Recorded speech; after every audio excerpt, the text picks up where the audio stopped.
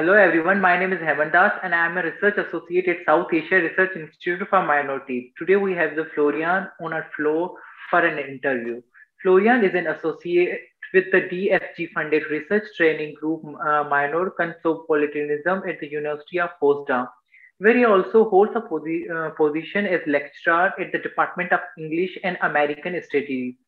His PhD thesis titled Modernity and a Salvation attempts to locate different Dalit modernities in the investigation into the rule of the salvation in a secular context, splitting more than a year between the University of Delhi and EFL University Hyderabad. Florian has reached possibilities for the realities of conspopolitical and alliance in the Dalit writing and activism before joining the University of Potsdam.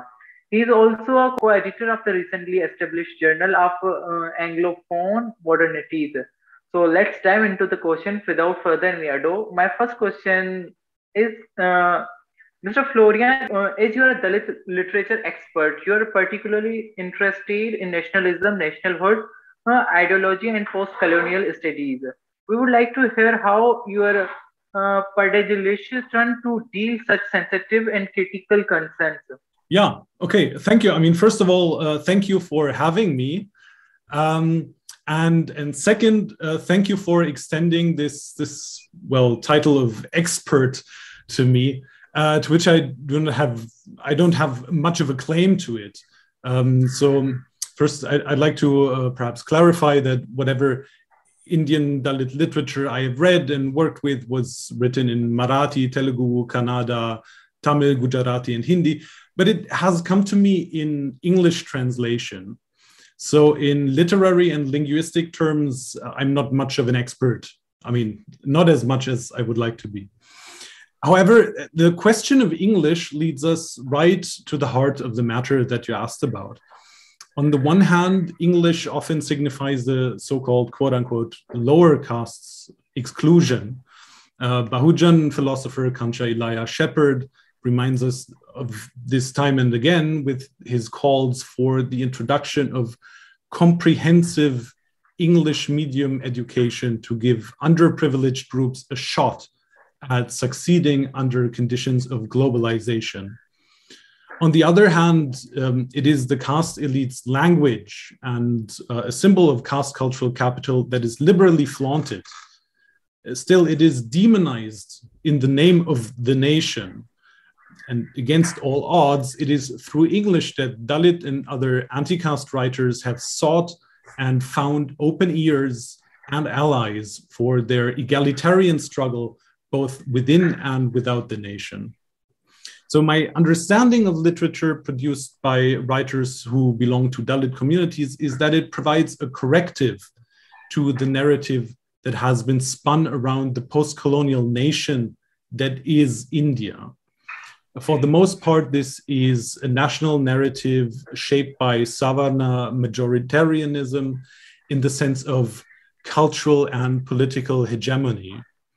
This is where nation and language, ideology and caste hierarchies come together to minoritize Dalits and produce them as an internal other with a consciousness incompatible with the dominant narration of the nation. So I think this is how these things really come together. Okay. How is Dalit literature distant? Who were the writers who inspired you to be a significant part of the literature discourse? So Dalit literature is often defined as rustic or rural or unrefined because many writers have engaged with the nitty-gritty of the experience of caste in the villages. I would rather describe its style as intense realism. Readers of the original versions, so the non-translated ones, tend to call its linguistic style as somewhat unkempt because the writers use colloquialisms and everyday speech that has been ousted from so-called high culture. This is an aspect that is not very accessible to me, since much of this countercultural specificity has been translated away in the English versions, even though translators make a conscious effort to retain it. To a large part, Dalit literature's distinctiveness comes from its modernity, really. From its successful appropriation of the bourgeois autobiographical form that has been reserved for unified Western subjects of some social standing.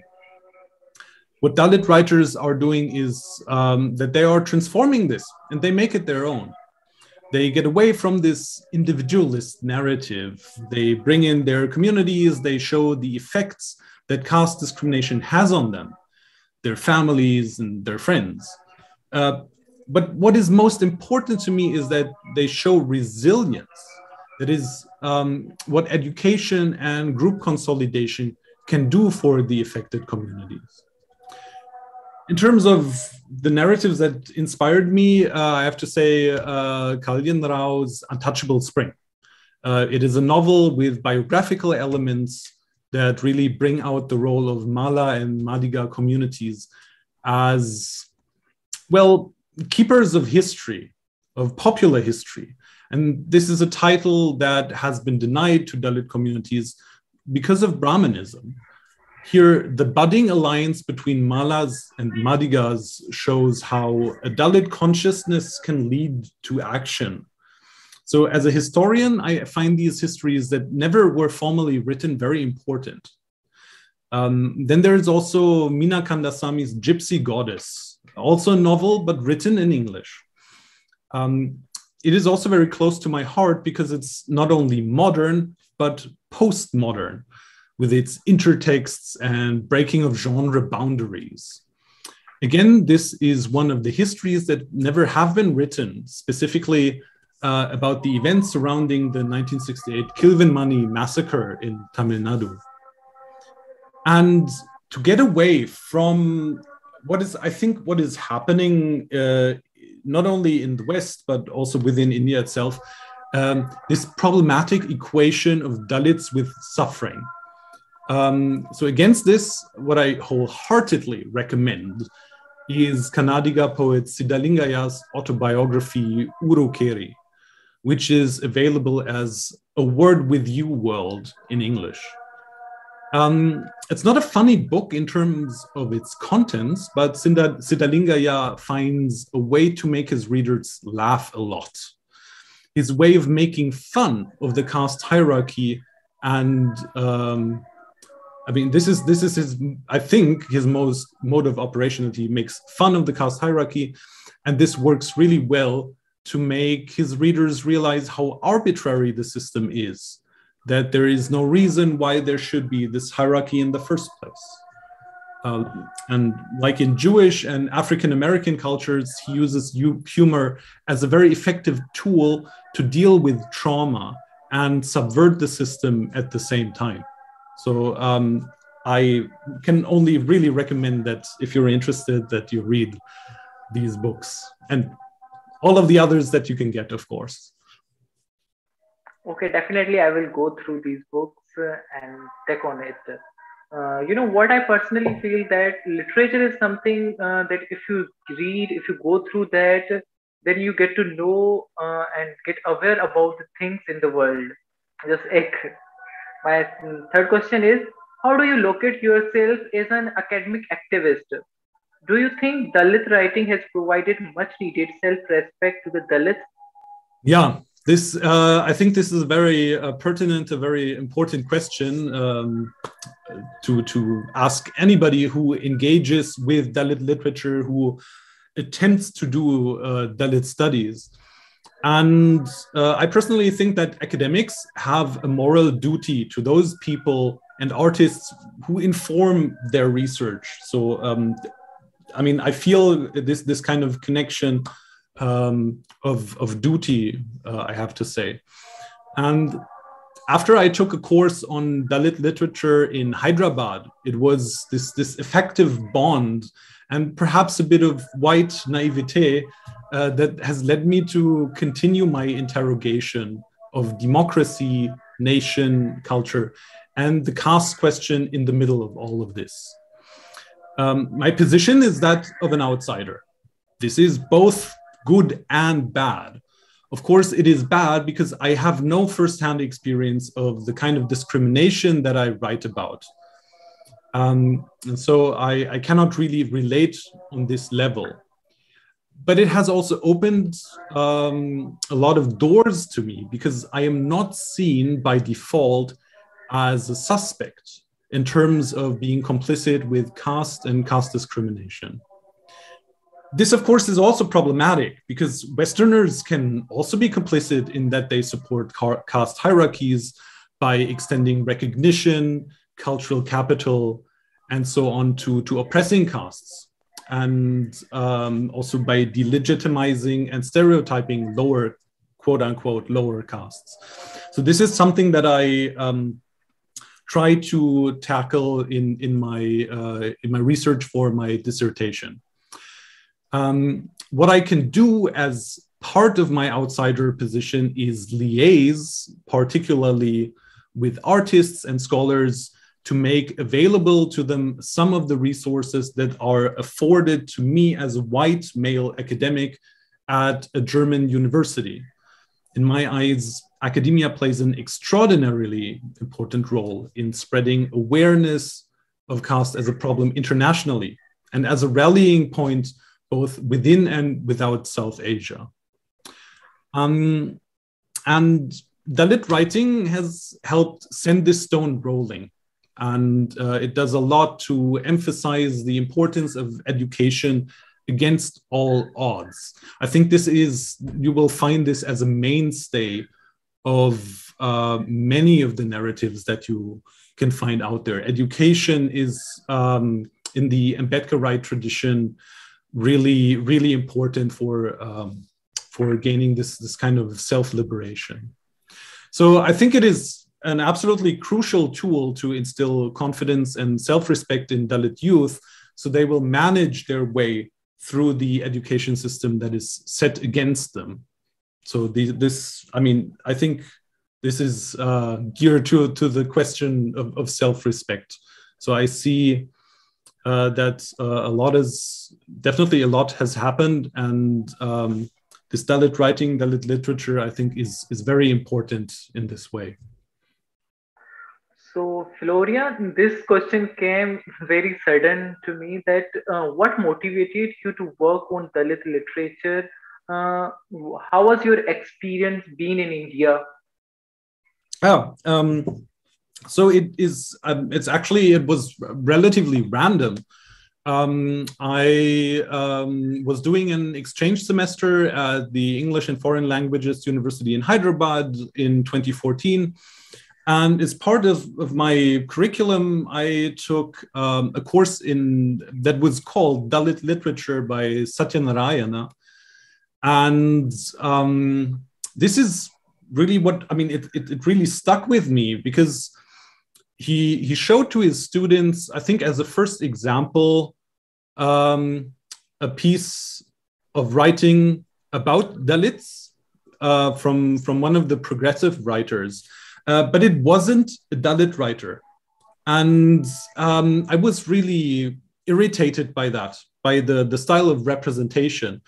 And then later on, because to me, it read very much as a narrative of suffering. And later on, of course, in the course, we discussed writing by Dalit writers. And I found a very, very stark contrast there. And that really motivated me. I found it very interesting, this way of mobilizing. It's activist literature all of the time practically. This is what makes, I think, part of its essence, how it mobilizes these groups to put up resistance, and how it develops something that I personally see as a counterculture. So that is something that has stuck with me ever since. And well, here I am, still very much interested in this. This looks very interesting to me. So I'm very excited to learn more about the present mindset of mainstream writers regarding Dalit literature. And what realities does the ideological representation of Dalit thought leader Babasaheb Ambedkar bring to the light of Dalit community? Yeah, this is, I think, a very relevant question, one that has been asked since, I guess, even before the term Dalit literature has been around. So the question that I would ask is, what does mainstream mean? In my idea, and I think the ideas articulated by people working on Dalit literature, mainstream usually means Savarna, dominated by Savarna writers, dominated by such a consciousness. And I think this is where I can tie in what I said earlier about these ideas about Dalit literature being quote unquote rustic or rural. I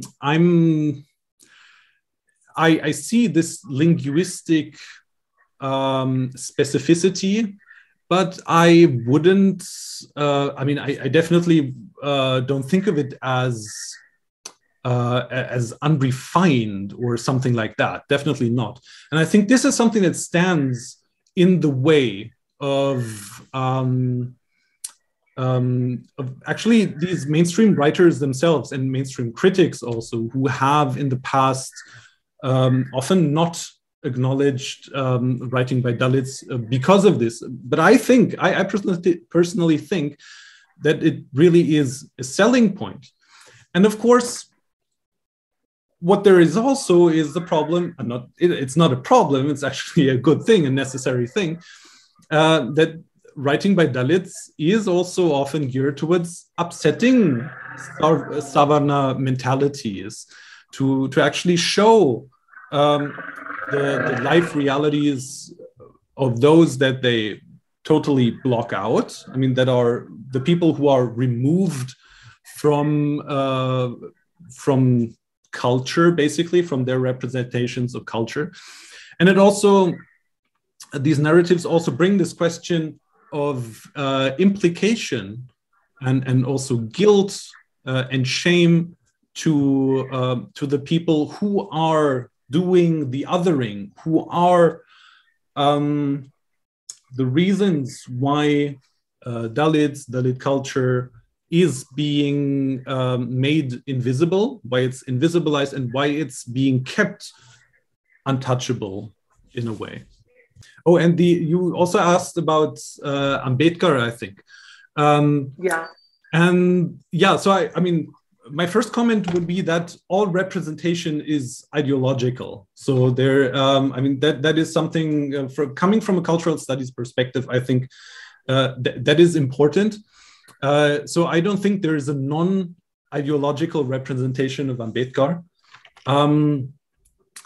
But I think it's, excuse me, Ambedkar is a very, very important figure here for Dalit writing, of course, but also for Dalit activism in general. I don't think you will, I mean, you will rarely find some kind of agitation without reference to Ambedkar. So I think he has been, as Baba Sahib or as Dr. Ambedkar, signifying his state of education. He has been somewhat of a, I mean, kind of the guiding light in a way for this kind of activism. So his representing him is very important, not only in writing. So I think especially in Marathi writing by Dalits, you will often find references to Ambedkar, perhaps to the conversion to Buddhism. But I mean, in other kinds of writings, you will also find this. The finding, I mean, Ambedkar has a role to play always in the finding of a consciousness, of a Dalit consciousness, of the realization that there is oppression going on and we need to do something about it. How do we do it? We consolidate our group and then we take action. So yeah, very, very important character, of course. No, that's very true. I'm curious to know about one of your recent academic projects. There is no caste in Ambedkar House. What does this exactly mean? Do you think this project can help the social establishment of the Dalit regarding caste? Yeah, so this project, There is no caste in Ambedkar's house, is I found the title very interesting when I came. I mean, I thought about it and it stuck in my mind because it's it just sounds right to me, and I think also to many others. When you go to Ambedkar's house, you would expect there to be no caste, because I mean, Ambedkar is like the foremost anti-caste thinker. He has called on us to basically blow caste up and to annihilate it. So the project is actually about the fact. It is about the fact that there is no caste in Ambedkar's house. The house being the Dr. Ambedkar National Memorial in Delhi. So this is actually the site where Ambedkar's house had stood. Then it was demolished, and this national memorial was constructed under the BJP government. Now, it has been converted into something of a temple-like structure. To a certain extent, it's temple-like. When you see it, so if you ever are in Delhi, please go visit. I think it's very interesting and very problematic. So the building is shaped like an open book. So like the Constitution. So Ambedkar, connection to the Constitution. So they took this shape and made it into a building. Now, there are also a lot of references to Buddhism, which of course ties in with Ambedkar's biography. But the thing that I found very, very curious and problematic is that when I entered the building, there are practically no references to caste, which is something that is very irritating to me. I thought, how could this be? I mean, this is the person who is the foremost anti-caste thinker, theoretician, and intellectual. And most of the narratives, I think, about his life begin with a statement like, yeah, Ambedkar was born into the Mahar caste in Maharashtra. And nothing like that. So the word Mahar, I think, never crops up. Any references to caste identities and even Varna identities are being taken out of this building, of this exhibition. And I find this very interesting because it has been done under the BJP government, and they have been known, they and the RSS have been known to appropriate figures quite a lot. If you just think of the Sardar Patel statue in Gujarat, I've had the pleasure of visiting this. I mean, it's very enormous. But I think these projects, these memorializing projects, are attempts at appropriation. And in this case as well. So Ambedkar is being presented as things that he really was. He was a statesman. He drafted the Constitution. This is very prominent in the Ambedkar National Memorial. So his time at Columbia, the fact that he has a law degree, that he is an academic. This is also represented on a relatively broad scale there. But all these things taken together construct a different narrative, a narrative that is not, I think, not compatible with Dalit narratives of Ambedkar, because, as I said, caste is being stripped away. So it becomes neoliberal. It becomes a narrative that feeds into this idea, well, if you want to make it in the world, you can. An individualist narrative that takes Ambedkar as an example. And of course, this is very insidious, I think, because on the one hand, many people are very invested in Ambedkar for all the right reasons.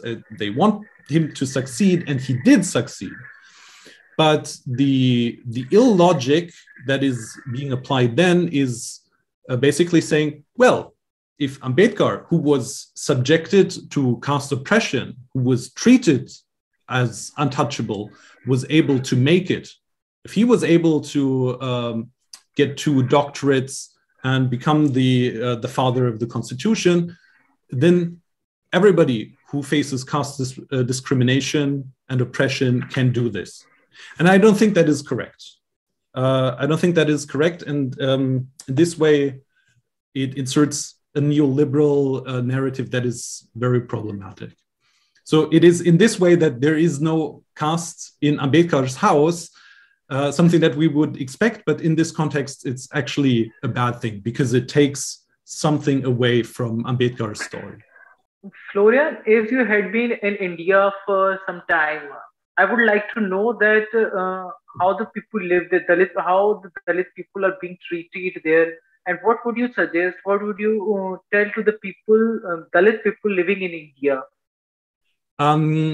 Well, the thing is that I'm not a sociologist, so I'm a literary and cultural studies person.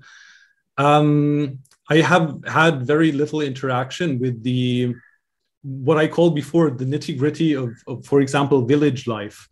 I have more experience with this caste discrimination and Dalit activism in academia.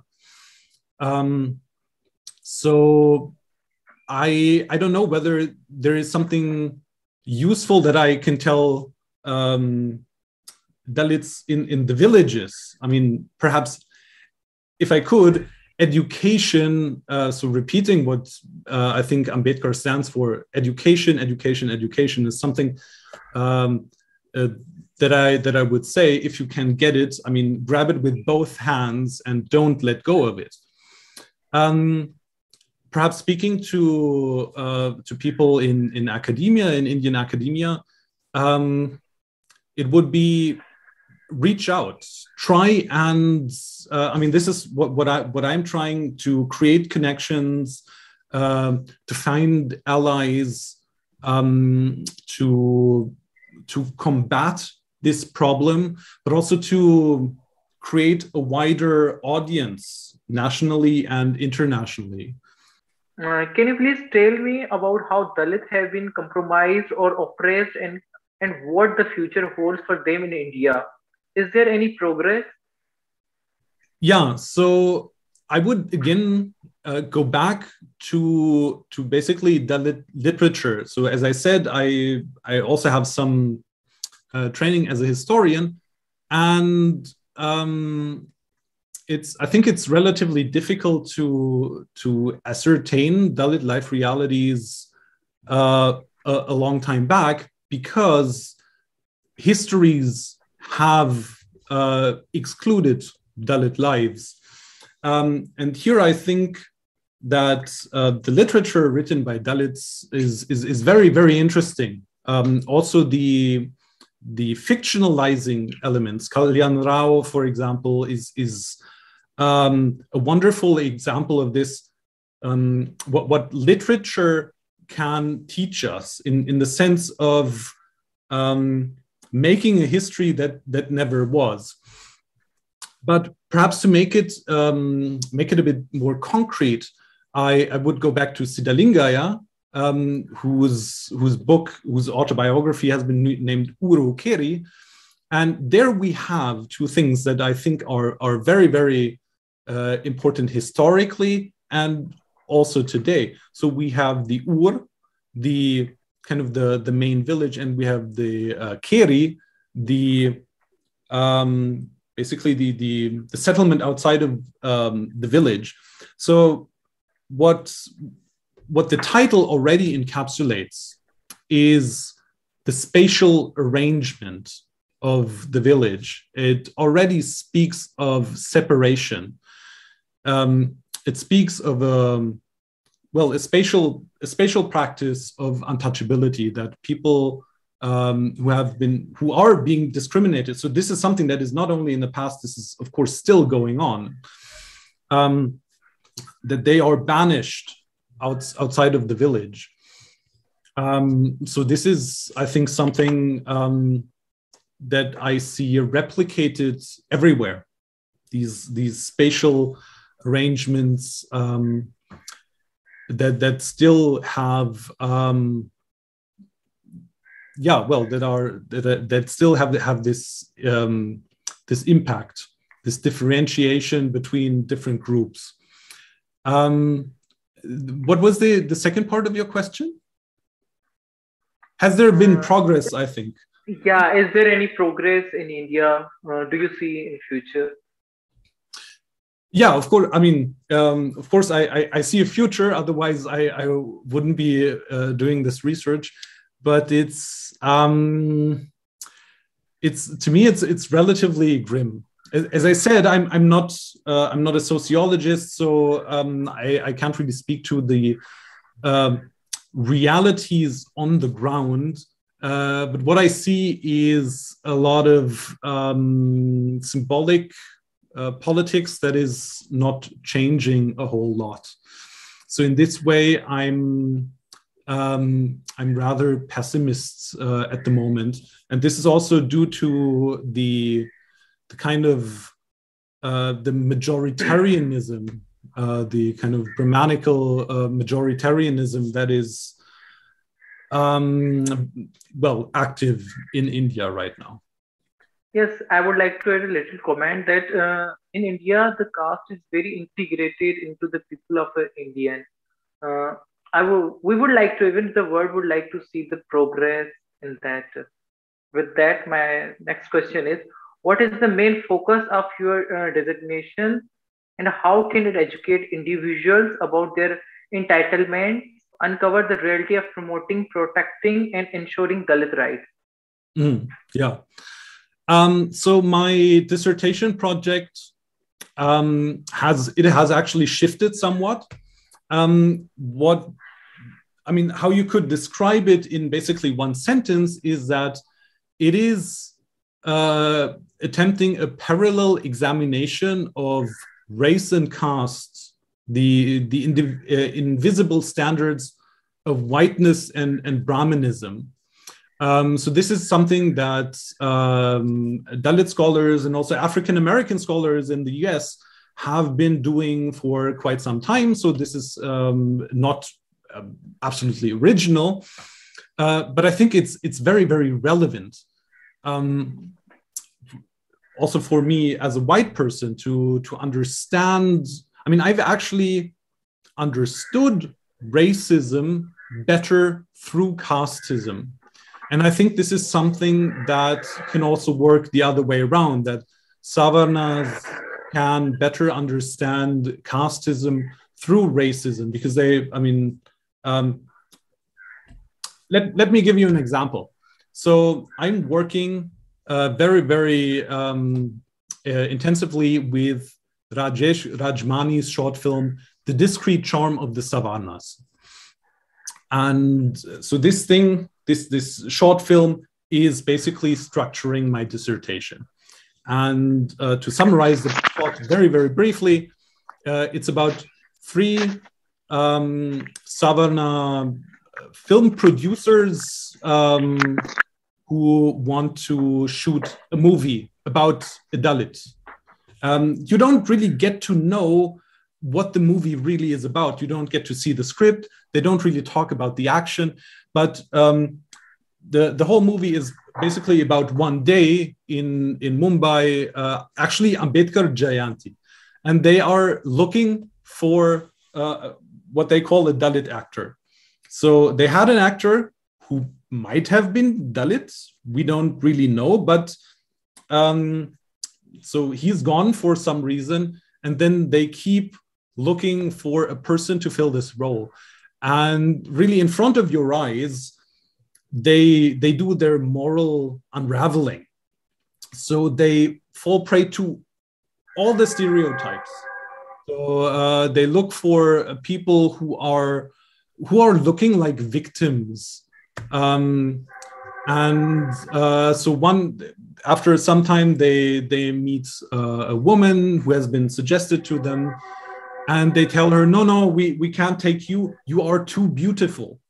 So, I mean, I think gives some impression of this kind of what Rajmani calls the Savarna gaze, that in not only in literature, but also in cinema, for dominant caste producers, Dalits always had to look a certain way.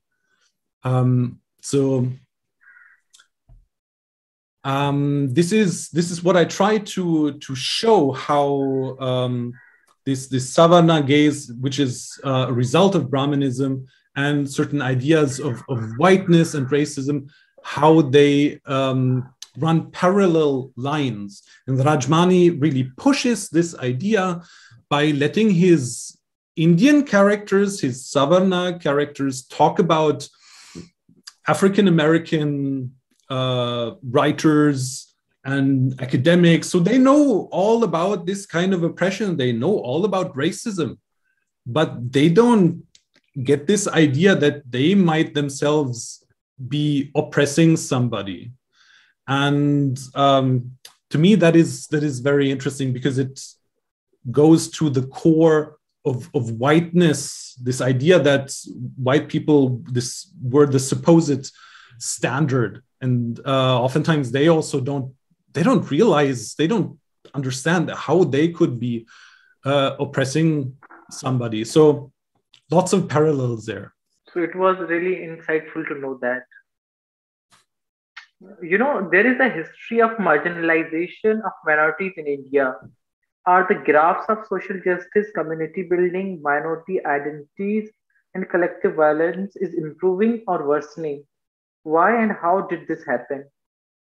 Yeah, so I think this goes back to some questions before. I must say, I'm at the moment, you spoke of the graphs. I must say I'm rather pessimistic. I think that this Hindutva majoritarianism really emboldens action against Dalits and Muslims. So since the 2014 election success of the BJP, I think we've seen quite a rise in atrocities against these groups. So some, I mean, of course, you would know about this, examples of this that have been quoted a lot, also in Western media, are Gaurakshaks that go around and actually, I mean, they have killed a large number of people for suspicion that they might be transporting beef, that they might be transporting cows, that they might be consuming beef.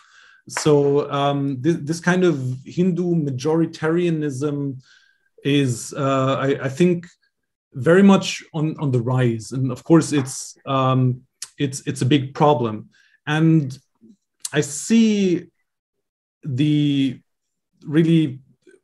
logic, what I call, and perhaps somebody else has called it that, the logic of atrocity at work here, which has, I think, always been used against Dalits. So what I mean by logic of atrocity is that there is kind of a dualism that atrocity tries to achieve. One is fear, and the other one is shame. So fear in the sense of fear of actual physical violence. So this is something that that we see in atrocities against Dalits, also against Muslims, of course, enacted as physical violence. But then there's also this component of shame where sexualized violence comes in the form of rape, for example. So yeah, there's I think I'm rather pessimistic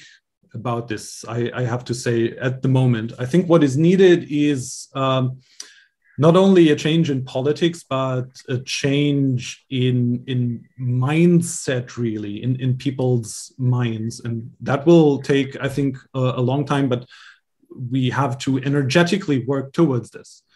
And the why and how, I think, well, I've spoken to this in terms of the Hindutva majoritarianism. And what I find very important here is also the capture of the media, because the media also give people an impression of what seems to be acceptable, where boundaries are, and it also shows them where they unfortunately don't have to fear repercussions by law. And I think this is well explained by the figure of Aruna Goswami. You know that in India, secularism entitles taking a neutral position towards our religion. Regrettably, which equidence never materialized. Do you agree with this statement? Well, against the background of, for example, the Citizenship Amendment Act, I would perhaps have to say yes. I mean, I would be speaking about the current situation much rather, I think. So that is, I think, very much the case. With this Hindu majoritarianism, for example, Muslims, but also Dalits as not conforming to certain cultural standards are singled out. And anyway, I must say, I find the Indian idea of secularism very interesting. And you spoke of neutrality and how it plays out in a comparison to Germany, for example. In Germany, it would mean no state intervention at all, which is, of course, not true. Germany is a very strange country in this way that, on the one hand, the government claims absolute secularity, but on the other hand, it's actually the government, the finance ministry, basically, that collects a tax for the Christian churches, which is, I mean, it doesn't sound very secular to me. So I found Indian ideas about secularism very interesting. For example, when I was in Hyderabad, there were Muslims who were allowed to lead a protest through a Hindu neighborhood, and then the Hindus raised raised a fuss about it and said, now under secularism and this idea of neutrality, we also must be allowed to lead a procession through the Muslim neighborhood. So it's, I think this goes to illustrate how neutrality is very much fought over. And in that particular context, it basically meant that the state had to allow the Hindus to basically do the same. With that said, what strategies can help resolve anti-Dalit sentiments? What methods have been adopted in the past? I think this is a very difficult question. This is perhaps the most difficult question of all. But I think the problem is bigger than anti-Dalit sentiments. To make this analogy with race again, I think people also wouldn't ask, I mean, how do we get rid of anti-African American sentiments? But we need to go deeper and really catch the root of the problem, really take out the root of the problem. And this would mean to, I mean, in Ambedkar's words, I think, to annihilate caste. I've listened to many scholars speak about it, and I must say I'm also convinced that you have to do away with the whole oppressive system. There's no way of ameliorating it. There's no sense in trying to patch it in this way. Like with racism, we also need to do with racism as a whole, and I mean, and not do this kind of patchwork thing where we try to say, well, let's work on discrimination against this particular kind of group, and then neglect the systematic problem, the systematic aspect of this discrimination. So I would argue for doing away with it as a whole, because it's within the system of either racism or caste, there will always be a higher and lower. What methods have been adopted? Gandhi would be one example that hasn't really worked out, which was also very patronizing, the idea of the Harijan. So that's definitely something not to go back to. Education, I think, to stay with Ambedkar, is definitely something that's very important. Kantra Ilaya has focused on English. We have a lot of, in a sense, people who are trying to adapt to the neoliberal situation right now through education and English.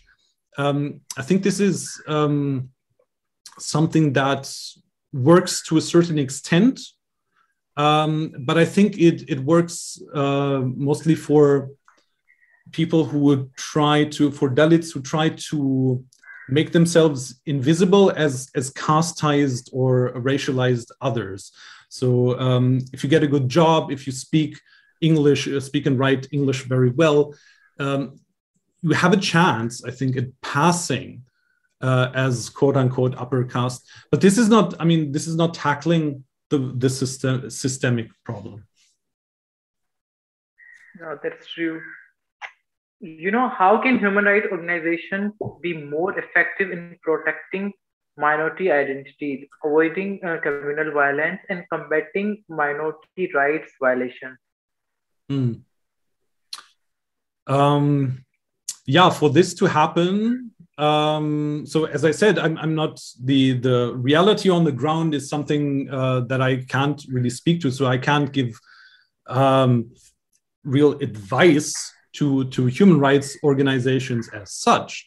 But I think for this to happen, for the situation to improve, for human rights activism to be more effective in general, there needs to be a broader change in the idea of what makes India as a nation.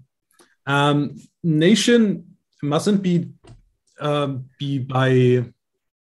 nation mustn't be the default defensive stance against criticism. I think this is something that we see very much under this present government that whenever criticism is raised from without the Indian nation, but also now increasingly from within the Indian nation, it's being called anti-national.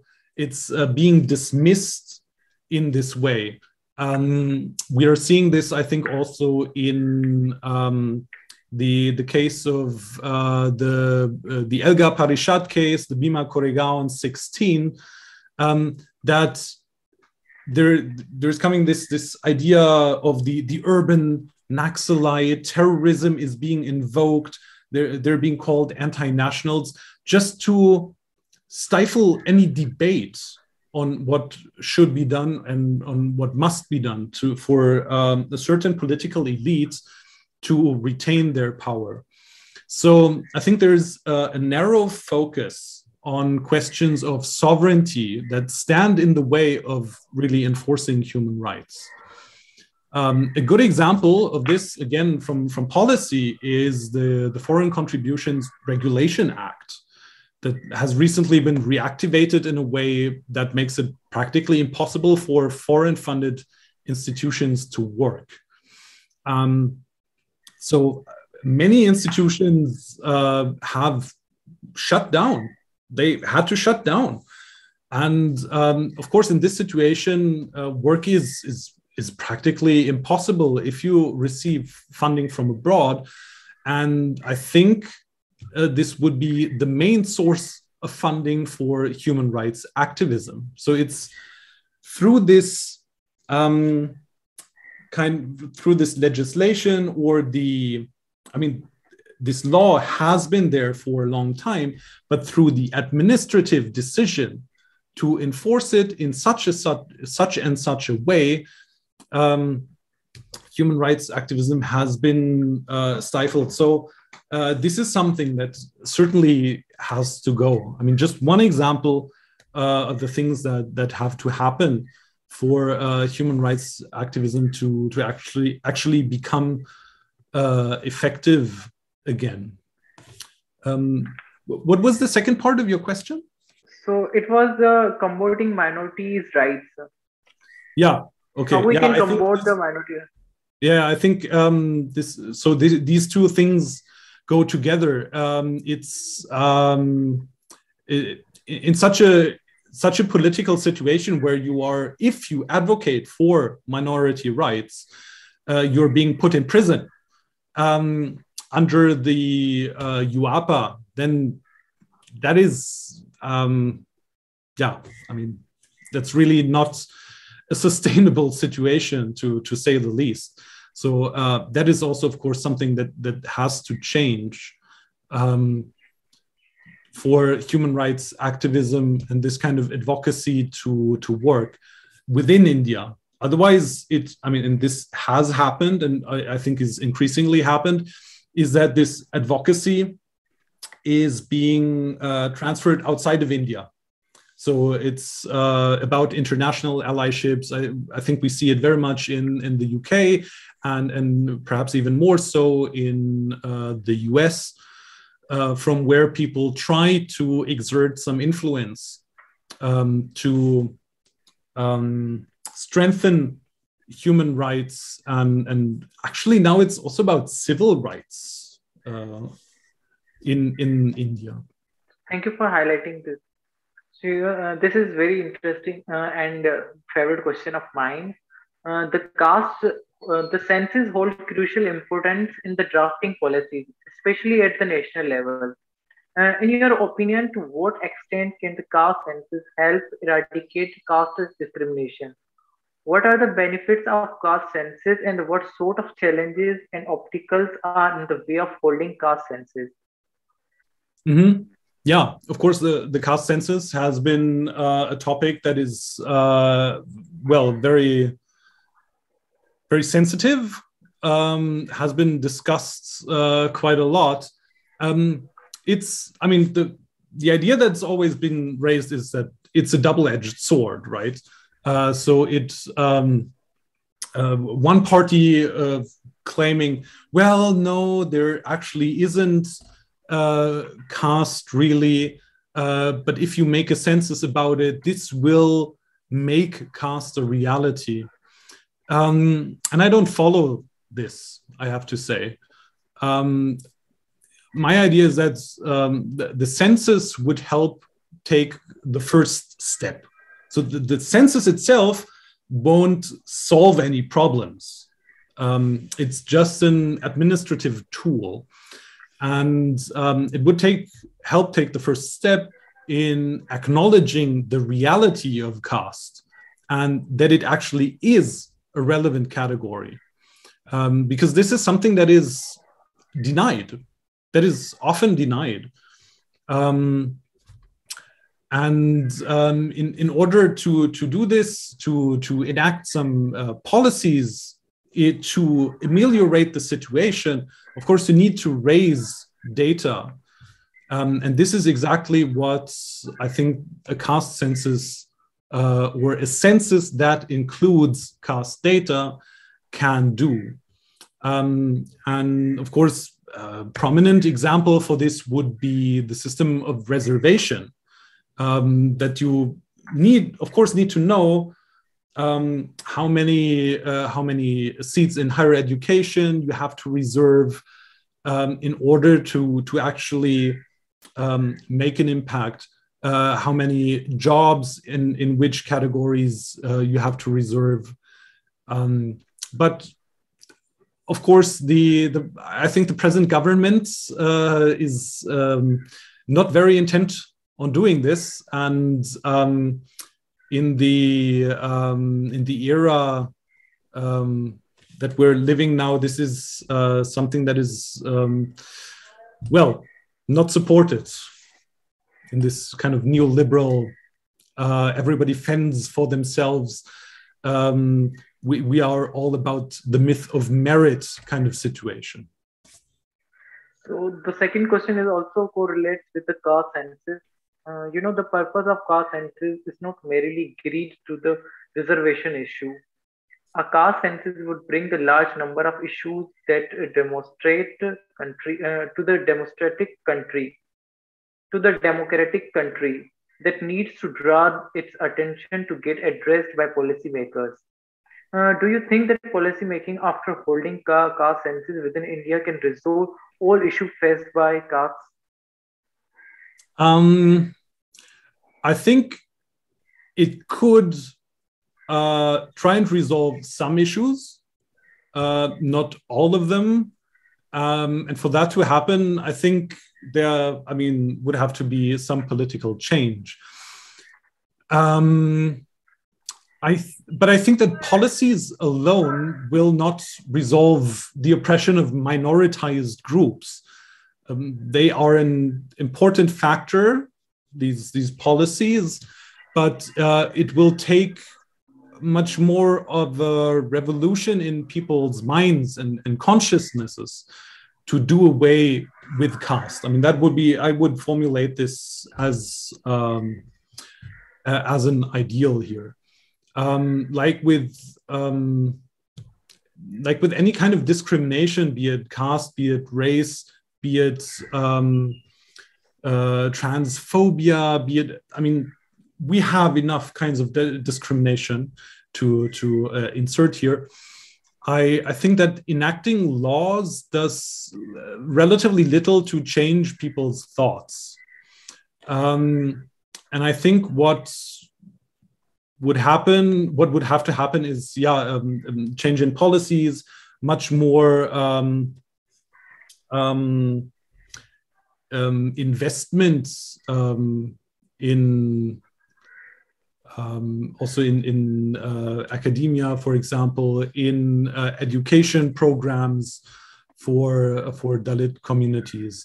And so in this way, yes, I think that the caste census could help with this, because it would present an opportunity to see where do we need to invest, where can we try and level the playing field. But I think it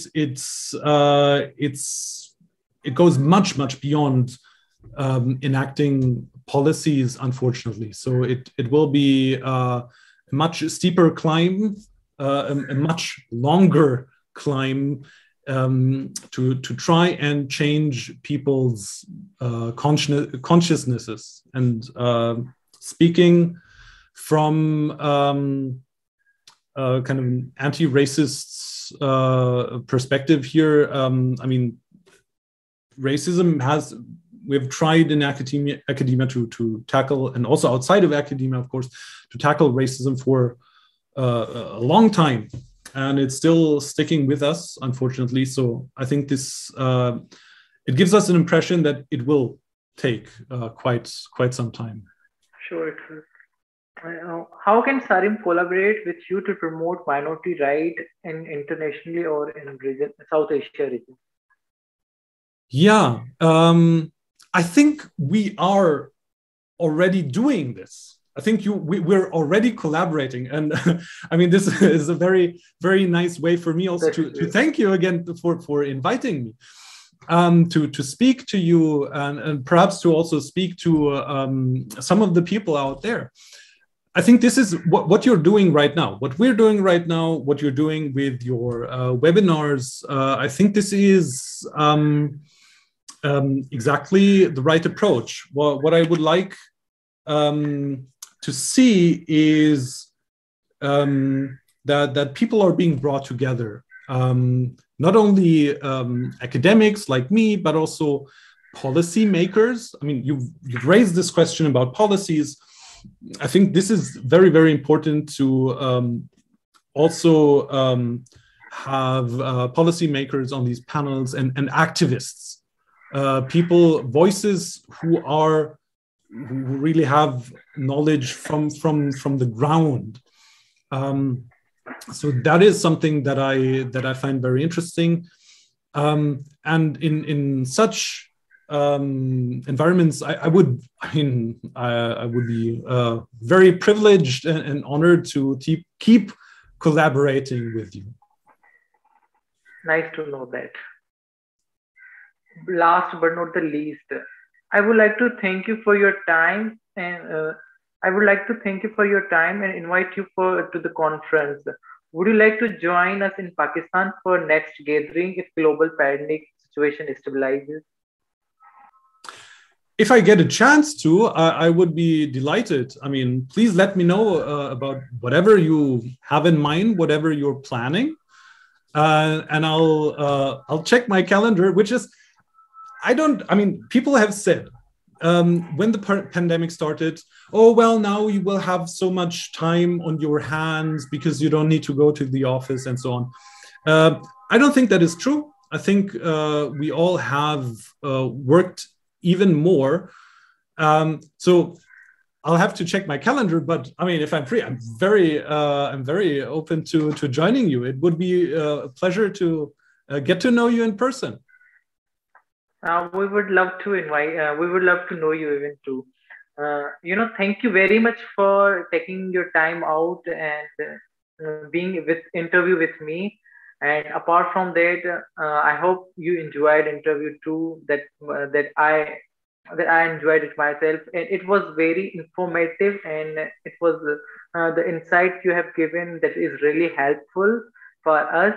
And anything that you would like to give any verdict on it?